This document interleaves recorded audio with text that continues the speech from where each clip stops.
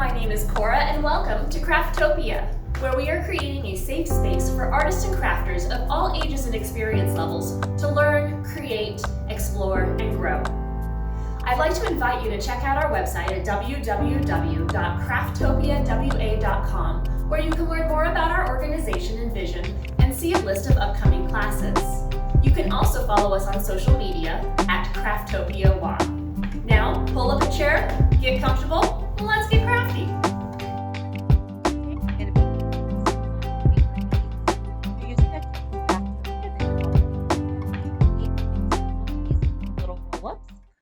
But this is actually a really simple project. You don't need a ton of stuff, and is one that's really easy to replicate yourself. Now, our kits have a variety of different shapes and sizes of paper, and each one of these are going to roll up a little bit differently, so you should end up with a good variety of different kinds of beads to make whatever you want. Now, some of them are a little small, and you might not be able to use those, but you're certainly welcome to try. All you really need here is a little bit of glue. I like to have these little dowels to roll them up against, although you can do them without. And depending on how you roll is going to determine the size of your bead itself. Make sure you leave a good opening if you want to be able to string these later. All right, so to get started, you're going to kind of want to take a look at all the different strips of paper you've got in here.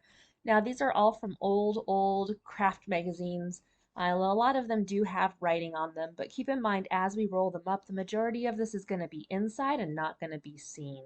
So kind of take a look through, see what you like, what you don't. I actually really like the way that the word ones roll up. I think they're pretty fun. But the colored ones do definitely have some benefits. That's going to be on the outside if you roll properly. So we're going to need to figure out what side we want to have showing on the outside. Whether you want a picture, you want a word, just know that the end or the far side from where you start rolling is going to be what's on the outside. If you've got these long little strips, I do recommend having them on the outside. It's going to give you a really cool tapered effect and is going to cover up any of this writing that you already see since that's going to be rolled first. So I'm going to start with this one. We're going to just take our little dowel, put it on the very end, and start to roll up our bead. Now sometimes the ends of these don't curl very easily at first. So what I will do is I'll kind of cheat and I'll use this little dowel to create a bit of a curl just by running the paper between my dowel and my fingers. And you can see it kind of swerves over, and that will help the paper naturally want to go the direction that I want to roll it. So we're going to just start rolling. Try to keep it as tight as possible for those first couple of rolls. That's going to give you a little bit more stability as you roll it. But obviously, if we pull this out now, that's the only opening we're going to have is that teensy little bit. So it's okay to be a little bit more relaxed so that you get a little bit wider bead inside for stringing. And we're literally just going to roll. You see how it's kind of tapering as it gets to the smaller end? I'm going to leave this cool little stripy look on the side. I really do like these triangular pieces of beads for that. We're going to roll until there's just about an inch or two left. I'm going to leave a little bit more since this is some pretty skinny paper at the end. Give it a really big coat with that glue stick there. And then, oh, don't mind my smudge. The glue does dry clear even though it looks purple, so that will all disappear once it's dried. Let's roll it up all the way to the end, making sure I'm trying to keep this little narrow spot as lined up as I can so I get that cool striping effect. And then once you get to the end, you're just going to give it a really good squeeze to make sure it's nice and adhered there. The glue does dry pretty quickly, so you don't have too much wait time. Slip that little stick out, and then you've got a bead. It's a pretty small opening. That one's going to be fun to try to string later. To show you how one of these rectangular ones works as well. So again, looking to see what I want to have be my end and showing on the outside. I like that little stripe. Give it a quick little curl and off we go to the rolling races. I do find that those first couple rolls are always the hardest, so go slow.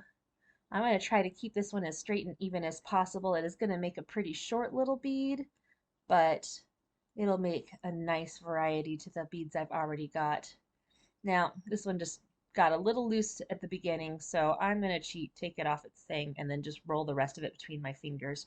Once you've got a couple rolls, it's pretty easy just to hold on to as well, so don't feel like you have to use your little stick the entire time. If you roll with your fingers, it is going to be a little bit looser, but again, that's okay. It does make those holes inside a little bigger, and it makes them a little easier to get on any sort of string or lanyard that you might want later. So, all right, almost done here.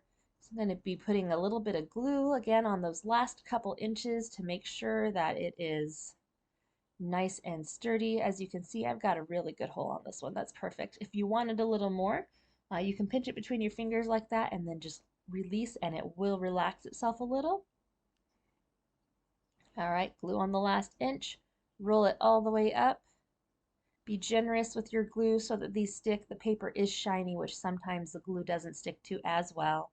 And there we have a cute little short bead with some fun little words in a little red stripe. This is exactly what I was hoping for. All right, so you can roll like crazy. You've got a lot of strips of paper, and then once you are all done, you can just stick your lanyard right through, make a keychain, a necklace, a bracelet, whatever you like. I can't wait to see how all your pieces of paper look once they're rolled and what amazing things you create. We hope you had a good time crafting with us today. If you have any questions regarding this project, feel free to leave a comment below or send us an email at info@crafttopiawa.com. And be sure to hit that subscribe button so you won't miss out on any future crafty goodness. Until next time!